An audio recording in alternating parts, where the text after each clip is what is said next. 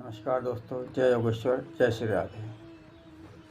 आज दीपावली है। दीपावली की आपको ढेर सारी शुभकामनाएं।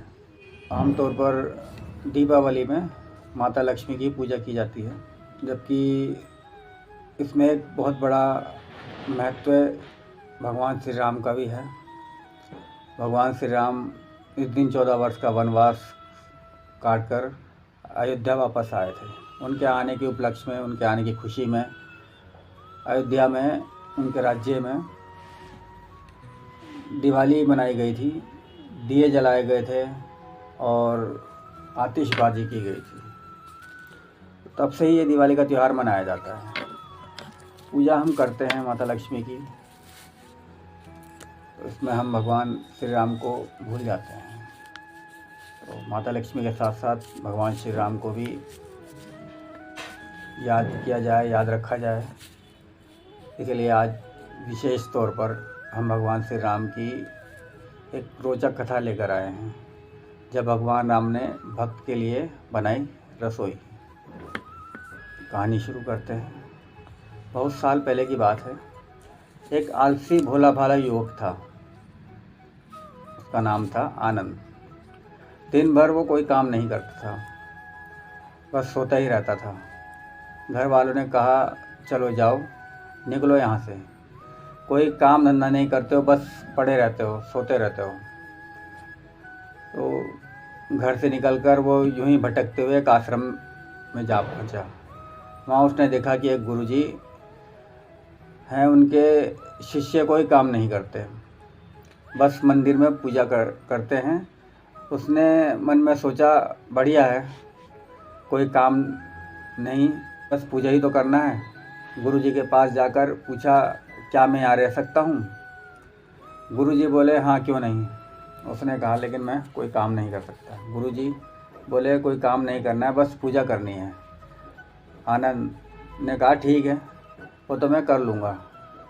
अब आनंद महाराज के आश्रम में रहने लगा। ना कोई काम ना कोई धाम, बस सारा दिन खाते रहो और प्रभु जी का भजन करते रहो। फिर एक दिन आई एकादशी। रसोई में जाकर देखा तो खाने की कोई तैयारी नहीं थी। उसने गुरुजी से पूछा, आज खाना नहीं बनेगा क्या? गुरुजी ने कहा, आज तो एकादशी है, तुम भी उपवास रख लो, सभी का उपवास है। उसने कहा, नहीं, अगर उपवास रख लिया तो मैं कल का दिन नहीं देख पाऊँगा, मैं उपवास नहीं रख सकता, मुझे तो भूख लगी है। गुरुजी ने कहा, ठीक है, तुम ना करो उपवास, पर खाना भी तुम्हारे लिए कोई नहीं बनाएगा, तुम खुद बना लो। अब क्या करता? गया रसोई में। गुरुजी फिर आए, देखो, तुम अगर खाना बना लो तो राम जी को भोग जरूर लगा देना और नदी के उस पार जाकर अपनी रसोई बनाओ। आनंद बोला, ठीक है। लकड़ी, आटा, तेल, घी, सब्जी लेकर आनंद चला गया।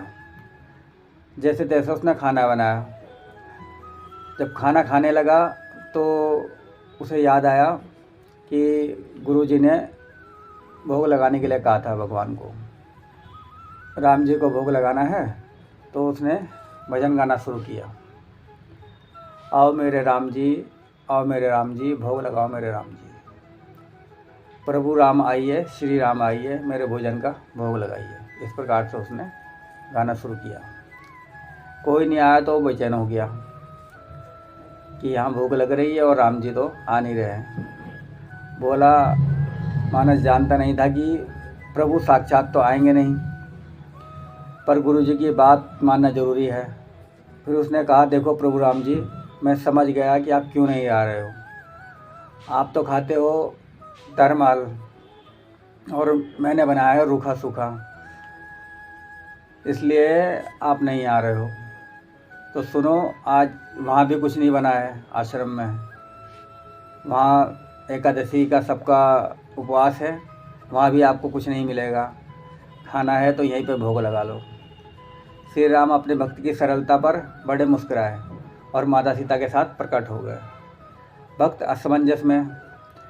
गुरुजी ने तो कहा था कि श्री राम आएंगे और यहाँ तो माता सीता भी आई हैं और मैंने तो भोजन बस 2 लोगों का ही बनाया है। चलो कोई बात नहीं, आज ही नहीं खिला देते हैं। बोला प्रभु मैं भूखा रह गया, लेकिन आप दोनों को देखकर बड़ा अच्छा लगा, लेकिन अगली एकादशी पर ऐसा ना करना, पहले से बता देना कितने जन आ रहे हो। हाँ, और थोड़ा जल्दी आना। मानस की बात सुनकर प्रभु जी को अच्छा लगा, प्रसन्न हुए। वो प्रसाद ग्रहण करके वो चले गए। मानस सब भूल गया अगली बार के लिए। तो उसे लगा कि प्रभु ऐसे ही आते रहेंगे और प्रसाद ग्रहण करते रहेंगे। फिर एकादशी आई। गुरु जी से कहा कि अब मैं चला खाना बनाने, पर गुरु जी थोड़ा अनाज ज़्यादा दे देना।